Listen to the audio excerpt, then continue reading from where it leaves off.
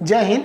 Iran के जो nuclear scientist हैं उनको मारकर अमेरिका और इजराइल ईरान को उकसाना चाह रहे हैं ताकि जो बाइडन इस ईरान से जो पहला समझौता था उसे बरकरार न कर सके। हालांकि अगर जो बाइडन से ये समझौता जो थे दोबारा अगर चालू कर देंगे ईरान से तो ईरान को बहुत ज़्यादा फायदा होगा। अब हम समझते हैं ईरान को इतना सैंक्शन कैसे लग गया कि उसे कोरोना की वैक्सीन लेना भी मुश्किल हो जाएगा। देखिए ईरान के पीछे पड़ा हुआ है इजराइल, क्योंकि ईरान और इजराइल में एक दूसरे में जबरदस्त की दुश्मनी है। दोनों एक दूसरे के जानी दुश्मन एक दूसरे को समझते हैं। ईरान के न्यूक्लियर प्रोग्राम के जो चीफ थे मोहसिन फखरीजादे थे। ये भाई साहब ईरान के जो पूरा न्यूक्लियर प्लांट चल रहा था उनके चीफ थे पूरे एन पे। 2018 में नेतन्याहू ने अपनी भाषण में इनका नाम बोला था और कहा था याद रखिएगा यही वो व्यक्ति है जो जिसे आप कह सकते हैं कि father of Iranian atomic project. हालांकि इन्हें मतलब अमेरिका भी बहुत पहले से टारगेट रख रहा था, खास करके जब से डोनाल्ड ट्रंप आए थे। इन्होंने तो खास सीधे बोल दिया था अमेरिकी नौसेना को कि आप ईरान पर हमला कर सकते हैं। ये लोग उकसाना चाह रहे हैं इसको। हालांकि अगर आप देखेंगे तो ये बहुत सुनियोजित तरीके से इन पर हमला किया गया था। ईरान की राजधानी है तेहरान, वहाँ पे अस्बाल्ट नाम का एक शहर है। उस शहर से ये गुजर रहे थे फखरीजादे। ये अपने मतलब ससुराल जा रहे थे घर से वहाँ पर किसी पार्टी को अटेंड करने के लिए। तो रास्ते में इनका एक गोलंबर से गाड़ी घूमी थी। अगर यहाँ देखेंगे तो ये बीच वाली जो गाड़ी है ना ये वैज्ञानिक फखरीजादे की है। इनके आगे एक बॉडीगार्ड की गाड़ी थी और पीछे थी। तो पीछे वाले बॉडीगार्ड के पास एक ट्रक था जिसमें ब्लास्ट कर गया।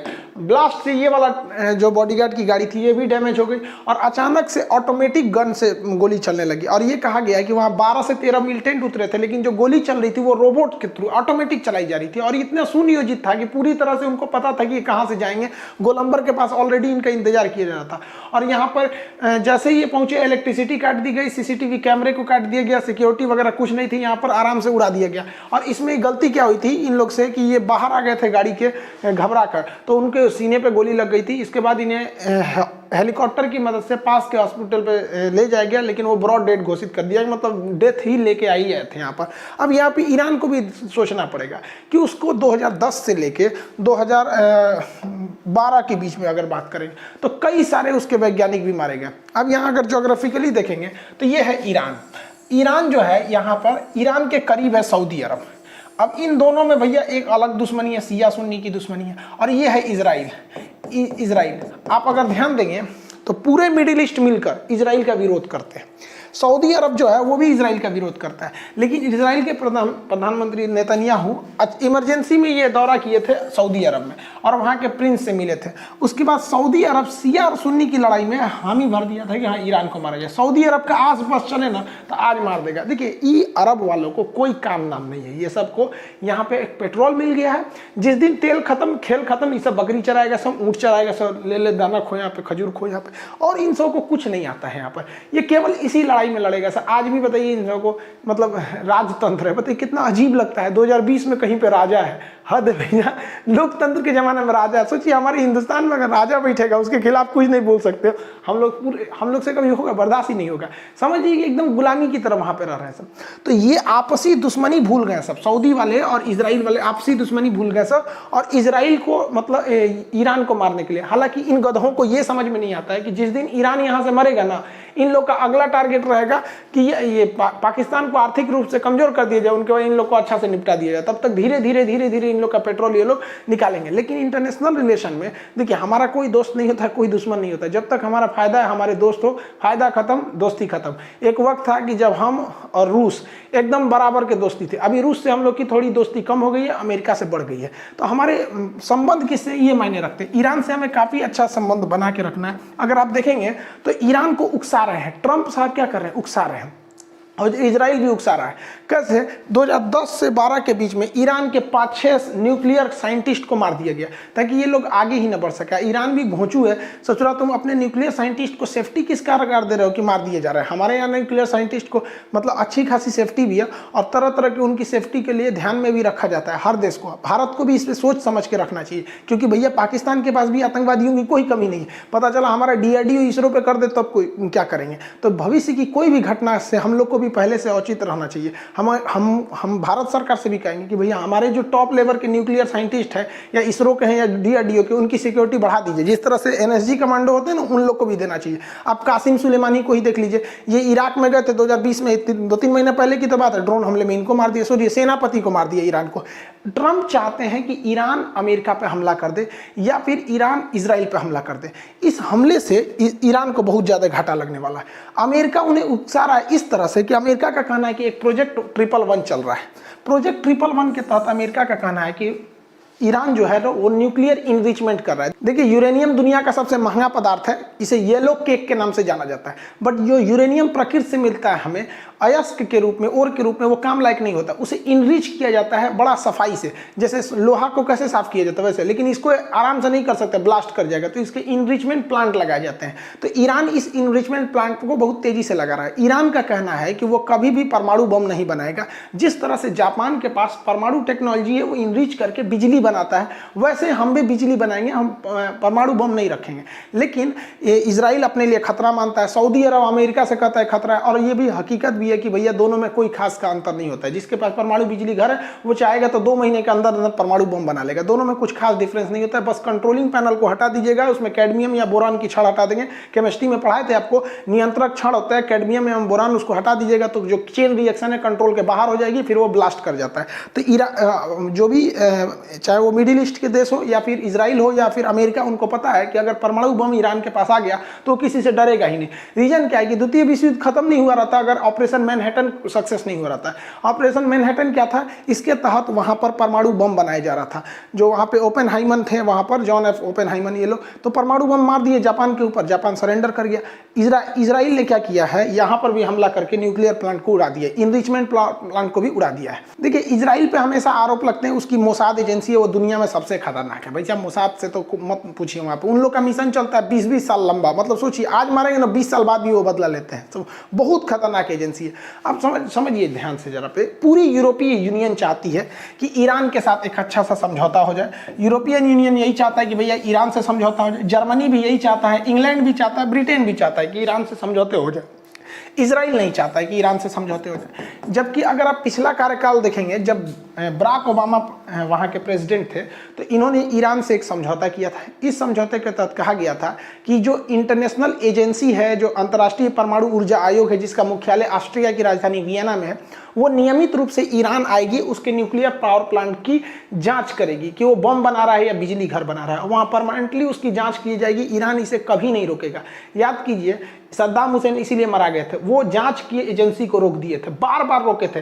सद्दाम हुसैन मराए ना तो अपनी गलती से मराए, 4 बार रोका था उन्होंने उस एजेंसी को जांच करने के लिए। अमेरिका मार दिया। अरे इन गधों को पता नहीं क्यों लगता है कि ये सुपर पावर है। हद है यार, तुम लोग गजब घोंचू। हम हिंदुस्तान वालों को देखो, इतना पावर के बावजूद रूस से, अमेरिका से, ब्रिटेन से इज्जत से बात करते हैं हम लोग। अभी भी हम लोग तो कभी अकड़ते नहीं कि क्या कर लोगे, हमारे पास परमाणु बम है। इस सबको मतलब मत पूछिए। कहा जाता है ना, अदजल गगरी छलकत जाए, गजब हाल है यहाँ से, अकड़ते हैं। तो ईरान से अच्छा समझौता हुआ। ईरान के जो वहाँ के राष्ट्रपति हसन रूहानी, उन्होंने एक्सेप्ट कर लिया था। उस वक्त जो बाइडेन जो थे वाइस प्रेसिडेंट थे, अब ये प्रेसिडेंट है, जनवरी में ये कार्यभार संभाल लेंगे। तो ट्रंप और इजराइल को ये बात पता है कि जैसे ये जो बाइडेन संभालेंगे, ये वापस ईरान से समझौते कर देंगे। और ईरान भी यही चाहता है कि हमें परमाणु बिजली घर मिले। और ये क्या करते हैं, ईरान पर लगे प्रतिबंध को हटा देंगे, जिसे सऊदी अरब नहीं चाहता है कि हटाया जाए और इजराइल नहीं चाहता है हटाया जाए। लेकिन भारत को हर हाल में ईरान की ज़रूरत है, क्योंकि ईरान, देखिए, भारत से ईरान का बहुत अच्छा रिलेशन है। ईरान से कोई भी आतंकवादी भारत पे आज तक अटैक नहीं हुआ। भारत ईरान में भी है। अभी मोदी जी भी कुछ साल पहले जब ईरान के दौरे पे गए थे तो वहाँ पे गुरुद्वारा पे का उद्घाटन किया था उन्होंने। तो भारत का अच्छा रिलेशन है। इसके अलावा देखिए, अगर ईरान से सैंक्शन हट जाएंगे, प्रतिबंध हट जाएंगे, तो हम लोग आज के वक्त में यहाँ से जाते हैं, पेट्रोल लेकर आते हैं, मुंबई उतारते हैं। अब एक बात बताइए, आपको प्यास लगी है, आपको कह दिया जाएगा कि जाइए भाई यहाँ से लेके आइए। आप इस अपने घर की बात कीजिए ना, आपको पानी टंकी ऊपर लगा है, बार बार वहाँ से पानी लाइएगा तो कितना तकलीफ है। एक बार खर्चा कीजिए पाइपलाइन बिछवा लीजिए, टोटी किचन में दे दीजिए, बाथरूम में दे दीजिए, झमेले खत्म। वैसे ही भारत क्या करेगा, अगर यहाँ से सैंक्शन हट जाते हैं तो यहाँ से हम लोग क्या ला सकते हैं, डायरेक्ट हम लोग गैस पाइपलाइन और पेट्रोलियम पाइपलाइन ला सकते हैं। क्यों? क्योंकि हम लोग ने तुर्कमेनिस्तान से लाए हैं, तुर्कमेनिस्तान, अफगानिस्तान, पाकिस्तान, इंडिया, इसी को कहते हैं ना तुर्कमेनिस्तान, अफगानिस्तान, पाकिस्तान और इंडिया, शॉर्टकट में पढ़िए ना तो तापी गैस पाइपलाइन इसी को कहते हैं। यहाँ से आ गया, लेकिन हम लोग को कुछ लोग कहते हैं कि भैया नहीं पाकिस्तान सुरक्षित नहीं, तो यहाँ कैसे आ गया? तो अमेरिका के दबाव में भारत को ये कैंसिल करना पड़ा था यहाँ पर। तो पहला तो हमारा ये पाइपलाइन चालू हो जाएगा। दूसरा कि यहाँ पर हम लोग ग्वादर पोर्ट जो है, यहाँ पर अमेरिकी सैंक्शन की वजह से, हम एक वीडियो में भी बताए थे कि भारत बहुत कम पैसे लगाने की वजह से ईरान ने कहा कि भैया हम अपने से क्या बना लेंगे, यहाँ रेलवे लाइन बिछा लेंगे। ईरान ने ये बात को कहा था, फिर उसने कहा कि नहीं भारत का भी जो है यहाँ पर अमेरिकी सैंक्शन की वजह से, हम एक वीडियो में भी बताए थे कि भारत बहुत कम पैसे लगाने की वजह से ईरान ने कहा कि भैया हम अपने से क्या बना लेंगे, यहाँ रेलवे लाइन बिछा लेंगे। ईरान ने ये बात को कहा था, फिर उसने कहा कि नहीं भारत का भी पैसा लगाया जाए, तो हम लोग और ज़्यादा पैसे को लगा सकते हैं ईरान में। इससे क्या होगा, यहाँ पे हम लोग का चाबहार बंदरगाह और अच्छे से डेवलप होगा, क्योंकि यहाँ पर कौन सा बंदरगाह है, ग्वादर बंदरगाह, जिसे चाइना ने ले रखा है, और चाइना का ये CPEC सड़क चाइना तक चली जाती है, तो हम लोग इसका भी काउंटर कर सकते हैं। दूसरा कि यहाँ से हम लोग यहाँ से रेल लाइन आराम से अफगानिस्तान ला सकते हैं, और अफगानिस्तान के ऊपर तुर्कमेनिस्तान की राजधानी, तजाकिस्तान की राजधानी दुशांबे है, यहाँ भारतीय वायुसेना का अड्डा है, यहाँ से हम चीन पे भी हमला कर सकते हैं, यहीं से हम लोग POK के एरिया पे भी हमला कर सकते हैं आराम से। तो हमारे लिए तो बहुत जरूरी है भाई साहब ईरान का बचा रहना। हमको क्या मतलब है इसके साथ, तुम क्या कर रहा है, हमारे देश को फायदे से मतलब है। और सबसे बड़ा दिक्कत देखिए इंसानियत की दिक्कत, कि सैंक्शन की वजह से ईरान को कोरोना की वैक्सीन भी नहीं मिलेगी। अरे यार ये तो गलत है। रीजन क्या है कि अगर कहीं पे भी कोरोना बच गया ना तो फिर वो वहां से फैल जाएगा। जैसे वुहान में लोग पहले मजाक उड़ा रहे थे, जनवरी फरवरी में हम लोग भी कह रहे थे चाइनीजवा में भी वायरस फैला, हम लोग को क्या पता सोच रहा वह ठीक हो जाएगा, हम वही लोग फंस जाएंगे यहाँ पर।